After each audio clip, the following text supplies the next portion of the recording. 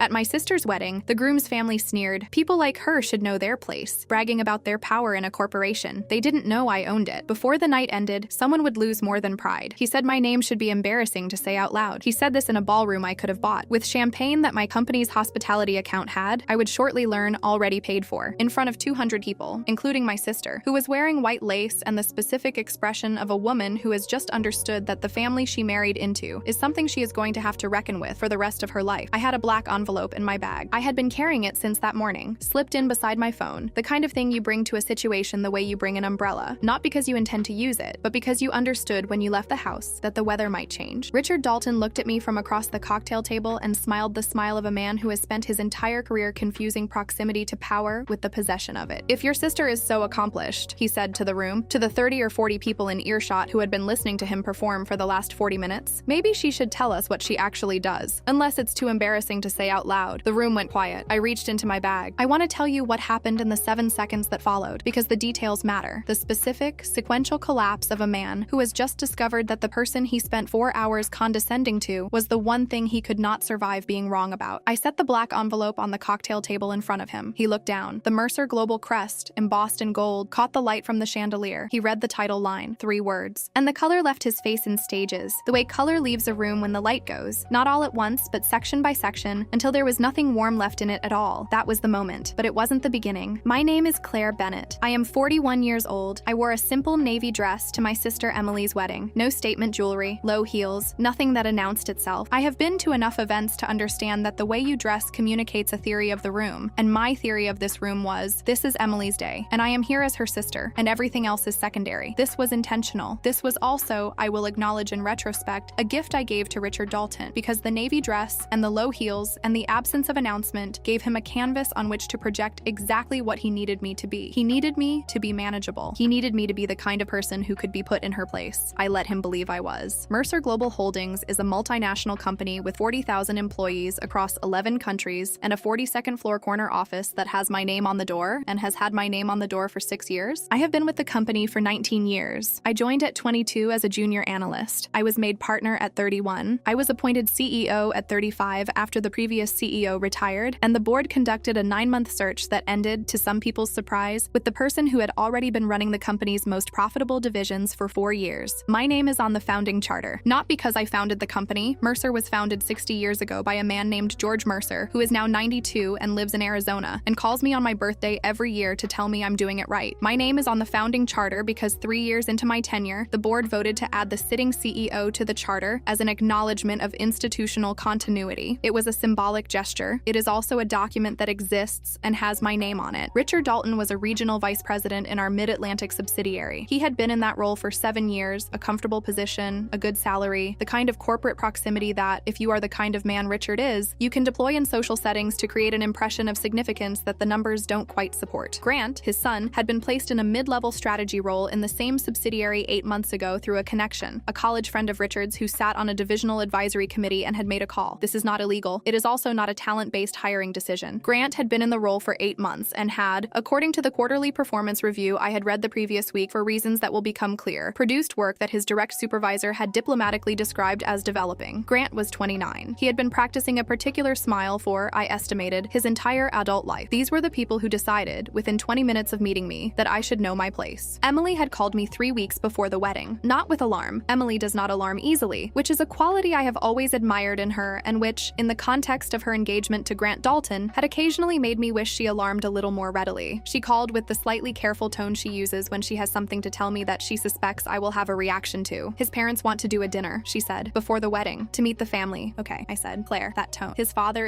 he's a particular kind of person. I want you to know that going in. What kind of person? A pause. The kind that needs to be the most important person in the room. I understood her. Emily, I said, I'm coming to your wedding as your sister. That's it. Whatever he needs to be, he can be it. You're going to want to say something, she said. I know, I said. I won't. I meant it when I said it. The pre-wedding dinner was on a Friday evening at a restaurant Grant's parents had selected, a place that was expensive in the way that requires advance reservation and communicates a message about who is setting the terms. There were 12 of us at the table. Emily and Grant, Richard and Vanessa Dalton, Richard's brother and sister-in-law, our parents, 2 friends of the couple, and me. Richard shook my hand without warmth when we arrived. Emily tells us you work in business, he said. The slight emphasis on work, the slight upward inflection on business, as though the word required verification. I do, I said. He chuckled. The specific chuckle typical of a man who has decided something is charming about you when what he means is that it is small. Our family has deep roots in Mercer Global Holdings, he said. Executive level, real influence, the kind of access that most people in business spend careers trying to get. He was addressing the table now, as much as me. Not everyone understands what that world actually looks like from the inside. The table listened, the way tables listen when someone has established dominance over a social situation, with the slight deference of people who have accepted for the duration that this is his room. Vanessa looked at my dress, the navy one, the low heels. People like you should know your place at events like this, she said, pleasantly, with the specific pleasantness of someone who has learned to deliver cruelty in a tone that makes it difficult to respond to directly. Different backgrounds make these gatherings uncomfortable for everyone. Emily went white. My mother made a sound. I kept my face completely still. I'm sure they do, I said. That was my first mistake. They decided the stillness was smallness. The composure was deference. The silence was the silence of someone who had been correctly placed. I let them decide that. And then I went back to my hotel and called my chief of staff. My chief of staff is a woman named Diane Park. She has been with me for 4 years and is the most efficient person I have ever worked with, which is saying something because I work with 40,000 people. I called her at 10:47 p.m. I need a pull on Richard Dalton, I said. Mid-Atlantic subsidiary, regional VP, full profile, performance, access log, anything flagged in the last 6 months, and a vendor relationship audit for the wedding venue and hotel block. Grant Dalton, personal bookings. Diane did not ask questions. She said, by morning. She delivered at 7:14 a.m. I read it over coffee in my hotel room. Richard's performance reviews. Adequate, consistently adequate, the reviews of a man who does not underperform badly enough to be removed, but does not distinguish himself in any direction. Flagged once, 2 years ago, for representing his authority level inaccurately in a vendor negotiation. A warning, documented, closed without further action, but the recent activity. 3 weeks ago, Richard had been removed from the Executive Council, a voluntary advisory body, not a formal board, but one that carried the Mercer name in its communications, and whose members used its affiliation in professional correspondence. He had been removed for a specific reason, misrepresenting his council authority to 2 outside vendors in written communications, implying board-level approval for decisions that had not been approved by anyone above his own level. He had been notified. He had signed the acknowledgement letter. He had continued using the credentials. I read that line twice. Then I read the vendor audit. The wedding hotel block, 48 rooms for 3 nights, had been booked through a corporate hospitality account that Richard still had access to because his access revocation had not yet been fully processed after the council removal. The booking had been made 6 weeks ago. The corporate rate charged to a Mercer hospitality code was $34,000 below what the market rate would have been for the same block. He had used my company's hospitality account to subsidize his son's wedding hotel block. He had used my name, Mercer's name, to get my sister's wedding guests a discount on their rooms, without authorization, without knowledge, on credentials that had been revoked. I set down my coffee cup. I called Diane back. The vendor audit, I said. The hotel bookings. Is that what it looks like? Yes, she said. Get legal on the phone at 9, I said. And have Marcus pull together a credential termination package, everything, effective tonight. Tonight specifically, Diane said. He's going to be at the wedding, I said. A pause. Understood, she said. I'll have the package ready by noon. I went to get dressed. The navy dress again. The low heels. I put the board meeting invitation, the one from 2 weeks prior, embossed gold lettering on black stock, the kind the board office produces for formal events, into my bag. I had almost not brought it. I had not been planning to use it. I had been planning to let the day be Emily's day. Then I remembered people like you should know your place, and I put it in my bag. The ceremony was beautiful. I want to say that, because it is true, and because Emily deserved it, and because there are 30 minutes I protected that day by making myself be present in them, rather than in everything else. Emily walked down the aisle in white lace, and she was glowing in the specific way of someone who is happy and knows they are and is letting themselves know it. Grant stood at the altar with the practiced smile, and I watched him watch her walk toward him, and the smile became something more real for a moment, the involuntary drop of performance that happens when you see something you actually feel, and I thought, he is not his father. I held that. I sat in the 4th row, and I held that for the 30 minutes the ceremony lasted. Then the reception began. Richard started near the bar. He had the room organized around him within 20 minutes. The specific social gravity of a man who enters a party with a prepared self-concept and the confidence to perform it at volume. Champagne, the carrying voice, the Mercer name, deployed every few minutes, a tocsin he rang to mark his position. The board trusts my judgment specifically, he said, to a group of 5 that included Emily's colleagues and 2 of Grant's friends. 40 years of relationship building doesn't happen overnight. Grant will be in senior leadership before he's 40. I'm personally overseeing that development. Vanessa beside him. Some people are born into opportunity. Others are simply fortunate to be invited into rooms they couldn't access otherwise. Several heads turned toward me. I was standing 12 feet away with a glass of water. My phone buzzed. Diane, package delivered to your email. Marcus confirms termination effective 11:59 p.m. tonight. Legal has the credential misuse documentation. Hotel vendor has been notified of unauthorized booking. I opened the email, read the vendor summary, read the credential report, the last line of the hotel section. Unauthorized booking generated $34,000 in corporate rate accommodation benefits. benefit. Applied to Dalton Bennett wedding guest block without authorization. Dalton Bennett. My sister's name was on that booking. He had put my sister's name on a booking he made with stolen credentials. I looked up. Richard was looking directly at me. He raised his champagne glass slightly, the way you raise a glass at someone you've decided is beneath the effort of a real toast. If your sister is so accomplished, he said, to the room, to everyone in earshot, to the 200 people who had gathered to celebrate the beginning of something, maybe she should tell us what she actually does, unless it's too embarrassing to say out loud. The room went quiet. I set down my water. I reached into my bag. I placed the envelope on the cocktail table in front of him. Black stock, gold embossed crest. My name, printed cleanly beneath it in the font the board office uses for formal correspondence. Claire Bennett, Chief Executive Officer, Mercer Global Holdings. I have thought about this moment many times since, trying to identify the exact sequence of his understanding. The crest first, recognizing it because he has used it on his own correspondence, because it is the symbol he has been deploying for years as a proxy for significance. Then the title line, then the name he had been saying all evening, the name on the building. His name was on the building. His face went through several configurations in approximately 4 seconds. Vanessa made a sound, not words, a sound, the specific involuntary vocalization of someone whose operating assumptions have just been structurally compromised. Grant picked up the envelope. Dad, he said quietly, what is this? Richard opened his mouth. Nothing. You were removed from the executive council 3 weeks ago, I said. My voice was even. It is always even when I am serious. Something I learned early in my career, that the quieter you get, the more carefully people listen. The credential misuse has been documented by the security team. Legal has the full package, and the hotel vendor has been notified today of the unauthorized booking made on a corporate hospitality account that you no longer had authorization to use. The room was absolutely still. The hotel block, I continued, because he needed to hear it said in front of these people. 48 rooms, 3 nights, booked 6 weeks ago on Mercer's corporate account at a $34,000 discount below market rate, under my company's name, after your council membership had been revoked. Emily turned to Grant. He used Claire's company to pay for the wedding? Her voice had the particular quality of someone recalculating something they thought they understood. He used her company. Grant was looking at his father with the expression of someone meeting a stranger in a familiar face. Richard found his voice. It was a discount arrangement. It was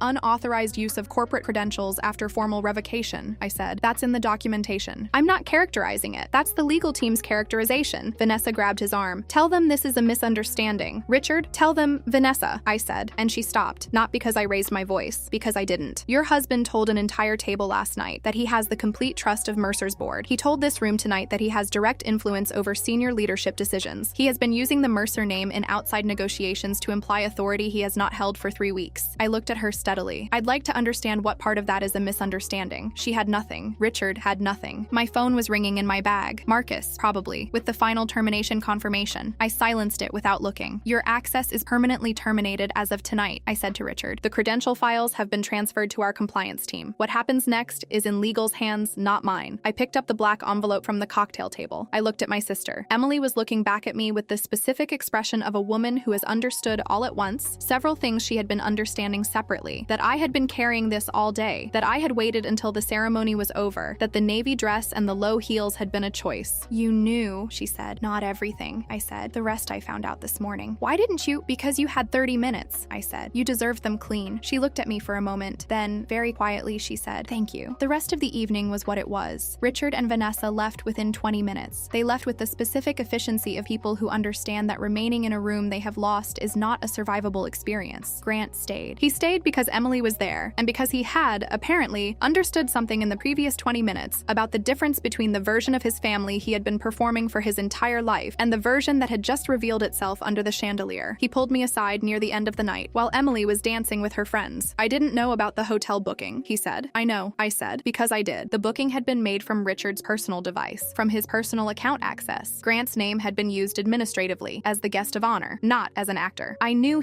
Grant stopped, looked at his hands. I knew he embellished things. I didn't know how much. People rarely know how much, I said, until someone else does the accounting. He looked up. Is Emily going to be okay with all of this? I looked at my sister, dancing, her dress moving, laughing at something her friend said with the free laugh of a person who is in the middle of her best day. Ask her, I said. Not me. He nodded. He walked toward her. I watched him go, and I thought about his face during the ceremony, the moment the practice smile became real, and I thought, he is not his father. I held that. The legal outcome took 4 months. Richard was presented with a civil demand from Mercer's legal team covering the unauthorized hotel booking and the credential misuse, the $34,000 equivalent in corporate rate benefit, plus the legal costs of documentation and compliance review. He settled without litigation, which his attorney probably recommended when he saw the size of the evidence file. His employment with the the company had technically continued through the subsidiary. Regional VP roles are not automatically terminated by executive council removal. After the credential investigation was complete and the civil matter settled, his contract was allowed to expire at its natural end date rather than renewed. He did not have a new role to go to. Grant resigned from his mid-level strategy position 2 months after the wedding. He told Emily he didn't want to be in a place where every conversation about his career involved his father's shadow. He is now working for a smaller firm in a role he got on his own application, with his own resume. His quarterly reviews, according to someone who knows his supervisor, are described as promising. Emily and I had dinner the month after the wedding, the real kind, just the two of us, at a place we have been going since we were in our 20s, where the owner knows our usual order. You waited, she said. You waited through the whole ceremony. It was your 30 minutes, I said. She looked at me across the table. Claire, she said, you've been protecting me my whole life. That's what sisters do, I said. Not like that, she said. I didn't know how to answer that, so I didn't. We ate dinner. She told me Grant had been seeing a therapist, his own choice, his own initiative, to work through the specific experience of discovering that the foundation your self-concept was built on is different from what you were told. How is he doing? I said. Better, she said. Honestly, he's becoming someone I think he always wanted to be. She said it the way you say something about a person you have decided to believe in. Good, I said. I meant it. Vanessa sent a note. Not an apology. I want to be accurate about what it was. It was a note of the type that people write when they understand that an apology is owed, but are not yet able to produce one that is honest, so they produce something adjacent. Regarding the events of the evening, I hope that in time we might find a way forward as families. Some things were said that could have been said differently.